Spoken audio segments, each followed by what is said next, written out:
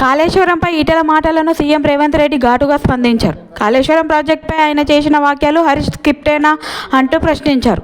ఈటెల రాజేందర్పై తమకు వ్యక్తిగత గౌరవం ఉందని, అయితే కాళేశ్వరం విషయంలో అసత్యాలు మాట్లాడి ఆ గౌరవాన్ని తగ్గించుకుంటున్నారని అన్నారు. రాజేందర్ గారు అంటే మాకు గౌరవమే, కానీ వారు మాట్లాడిన మాటల్ని గౌరవించే పరిస్థితి ఇప్పుడు లేదు.